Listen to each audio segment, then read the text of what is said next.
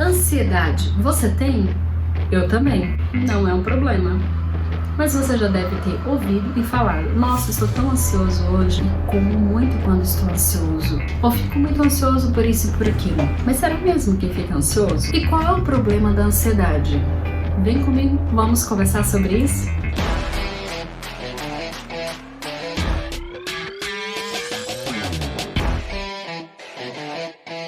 Eu sou a Abnilza Durães, psicóloga clínica, analista do comportamento humano, e hoje eu vim falar sobre ansiedade com você. Afinal, o que é mesmo ansiedade? A ciência vai nos trazer, e quando eu estou falando de ciência, eu estou falando de ciência e comportamento humano, de psicologia baseada em evidências, de estudos que foram realizados há muitos anos e continuam sendo realizados com pessoas, alguns também com comportamento tanto humano como comportamento animal, a fim de contribuir sobre explicações do nosso comportamento e de coisas que nós fazemos que colaboram ou não com a nossa saúde mental. Mas a ansiedade é uma espécie de sistema de defesa do nosso organismo, é isso que eu vou chamar aqui. A ansiedade se refere a um estado, e ele significa um estado de autoproteção, de sobrevivência. A ansiedade não é um problema. A ansiedade é um comportamento que ao longo da nossa vida a gente adquiriu. A gente nasceu com uma parte do comportamento ansioso.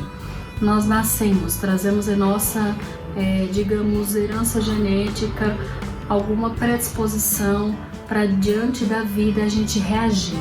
A gente nasce reagindo, pedindo atenção, o bebê chora pedindo atenção porque ele precisa dessa atenção especial, do cuidado, chora para pedir alimentação, para ser embalado, e nós crescemos reagindo à vida. A gente acorda, vai em busca das coisas porque tem ansiedade ali funcionando, desperta para fazer o que é preciso porque tem uma ansiedade funcionando, a gente se protege porque tem uma ansiedade funcionando. Então a ansiedade não é um problema, ela é necessária à vida.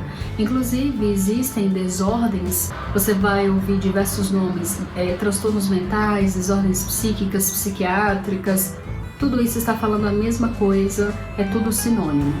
Então vou usar a expressão aqui de desordens psíquicas. Desordens psíquicas do tipo ausência de ansiedade ou rebaixamento dessa ansiedade, que é o exemplo da depressão. A pessoa perde esse anseio de responder à vida, inclusive de cuidar dela mesma ou de investir em tudo que de alguma forma se refere à sobrevivência dela. Porque essa ansiedade está rebaixada. Já em alguns casos, existe ansiedade com depressão, depressão com ansiedade. A pessoa tem alterações nos níveis de ansiedade para cima, ou seja, a ansiedade dela está sendo acionada mais vezes e por mais tempo do que ela realmente precisa. Aquela pessoa que planeja muito, ou sempre está preocupado com o futuro, ou sempre está querendo tomar decisões, fazer pelas pessoas, cuidar de pessoas além do que ela realmente pode, sempre se engajando em muitas atividades, sempre fazendo muito além do que deveria ser feito, mas ela não faz só em uma área, ela faz em várias coisas. Ou pessoas que estão sempre ativamente preocupadas, e isso gera uma alteração nos níveis de ansiedade. Essa alteração nos níveis de ansiedade vai atrapalhar em quê? Na qualidade do sono.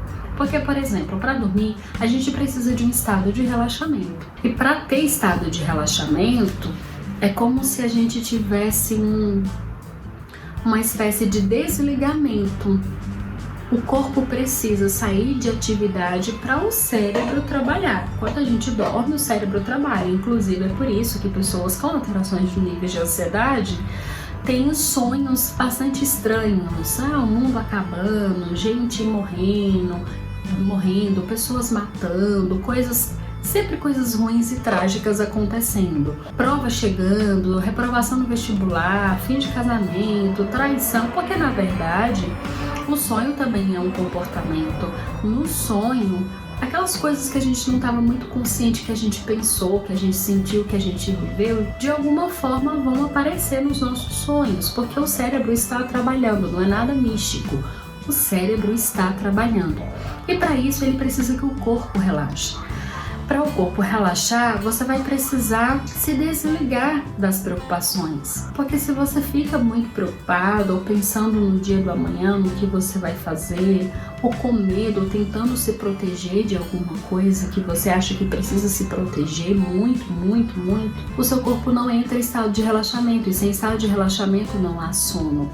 Ou há um sono interrompido na qualidade ou na quantidade, dorme menos do que poderia, e aí o cérebro não faz essa recuperação de suas atividades, dos seus hormônios cerebrais. A alteração da ansiedade também afeta a qualidade da alimentação, a qualidade do apetite e a frequência também. Existem pessoas que ficam inapetentes, elas perdem o apetite, elas bloqueiam. Outras aumentam exacerbadamente o apetite, desenvolve compulsões alimentares, porque a pessoa vai tentando ali se organizar, se acalmar em algumas coisas, e nisso vai gerando essas desordens. A ansiedade alterada, ela acontece, na verdade, por que a nossa ansiedade altera? Altera porque a gente está em circunstâncias ou toma decisões que alteram os nossos níveis de ansiedade.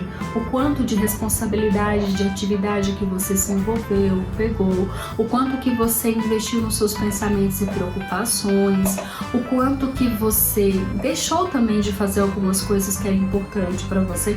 Tudo isso afeta os quadros de ansiedade. Algumas pessoas, por exemplo, desenvolvem quadro de pânico, que é muito comum no século XXI, principalmente em estudantes do ensino médio, e na pandemia tem sido muito frequente, principalmente em mães. Homens também, a partir de uma certa idade, é mais propenso a ter quadros de ansiedade.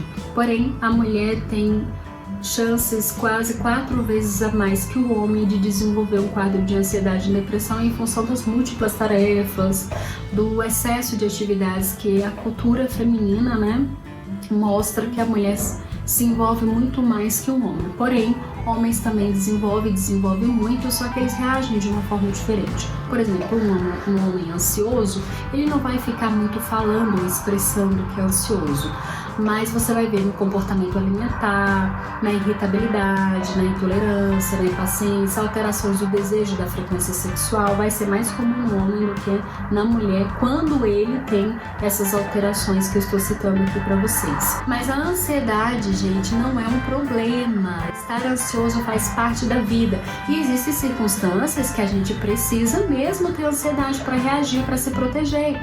Na pandemia tá todo mundo querendo se esquivar ou fugir de situações de contaminação. É uma alteração da ansiedade extremamente importante. A gente precisa ter ansiedade para essas coisas, ou evitar situações que possam ameaçar nossa vida, nossa integridade física. É isso, cuido de você sempre. É muito bom falar com vocês e para vocês.